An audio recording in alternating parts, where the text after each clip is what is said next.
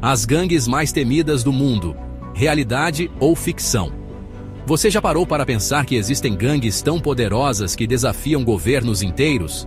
Que operam como verdadeiros exércitos, com leis próprias, territórios e um arsenal de guerra?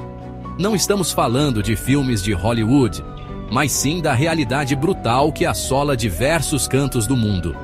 Organizações criminosas, com tentáculos que se espalham por todos os cantos do globo, faturam bilhões com atividades ilegais, controlam cidades inteiras como se fossem seus próprios feudos e espalham o terror por onde passam.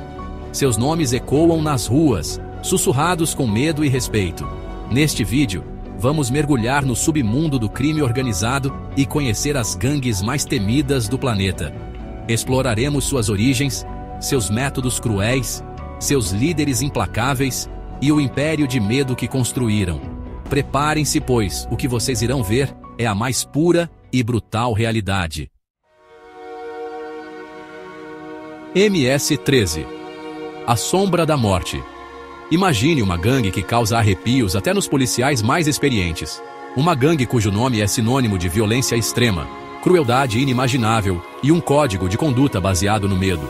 Essa é a Mara Salvatrucha, mais conhecida como MS-13. Nascida nas ruas violentas de Los Angeles nos anos 80, a MS-13 foi criada por imigrantes salvadorenhos que buscavam proteção em meio à guerra civil que assolava seu país. O que começou como um grupo de autodefesa, rapidamente se transformou em uma máquina de guerra, movida a drogas, extorsão e sangue. Os membros da MS-13 são facilmente reconhecíveis por seus rostos e corpos cobertos por tatuagens, marcas que contam histórias de violência, lealdade e dor. Seus rituais de iniciação são brutais, um batismo de fogo que testa os limites da resistência física e psicológica. Mas o que realmente coloca a MS-13 em outro nível é sua sede insaciável por violência.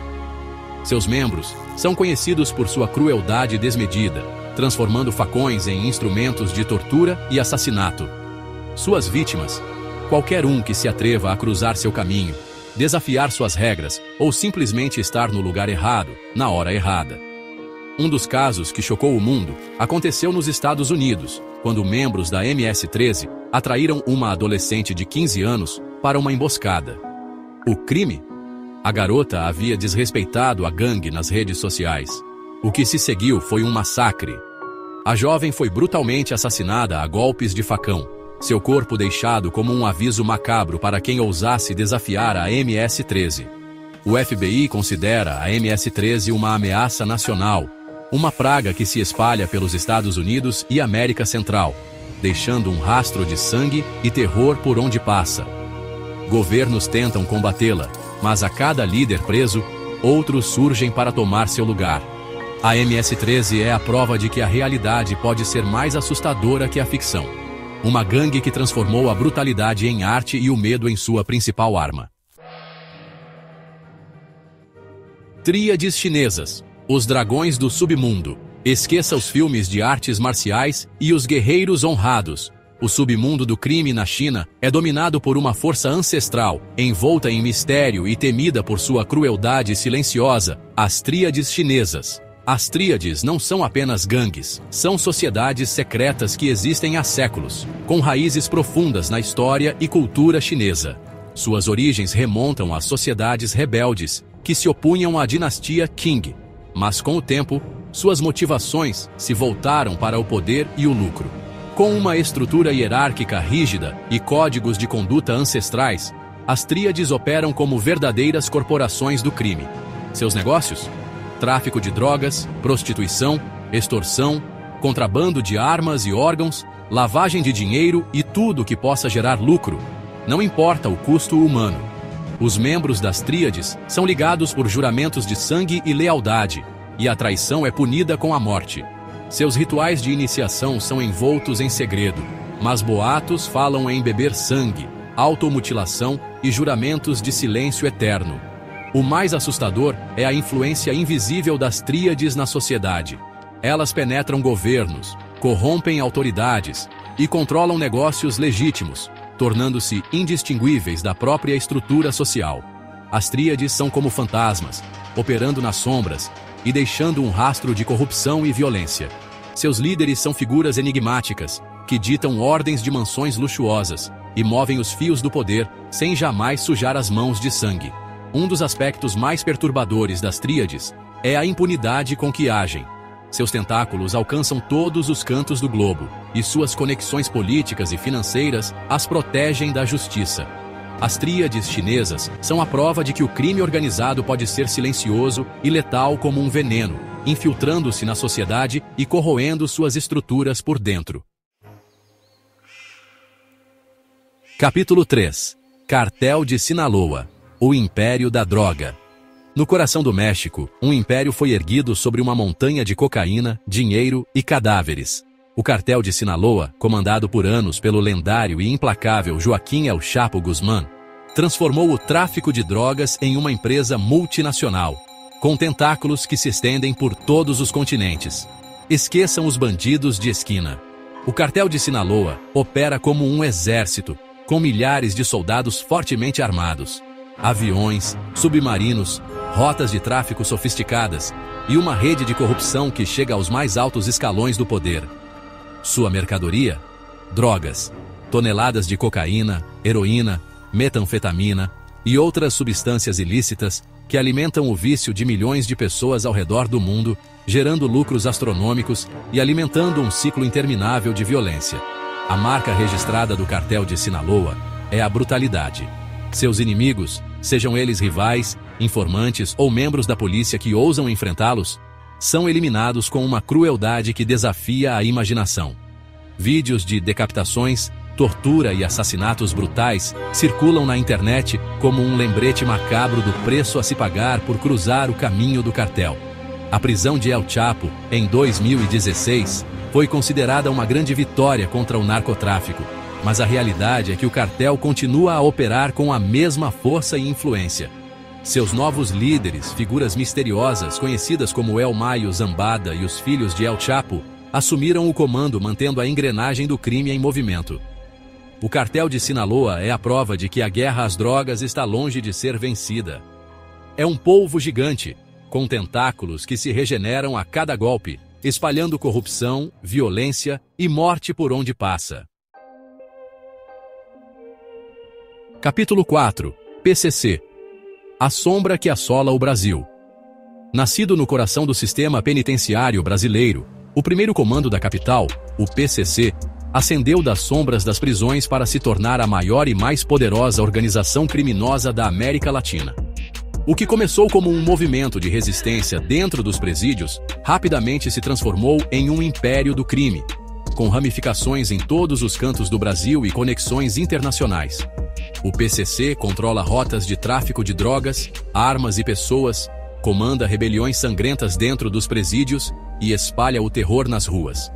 Sua estrutura é altamente organizada e disciplinada, inspirada em grupos guerrilheiros e cartéis de drogas.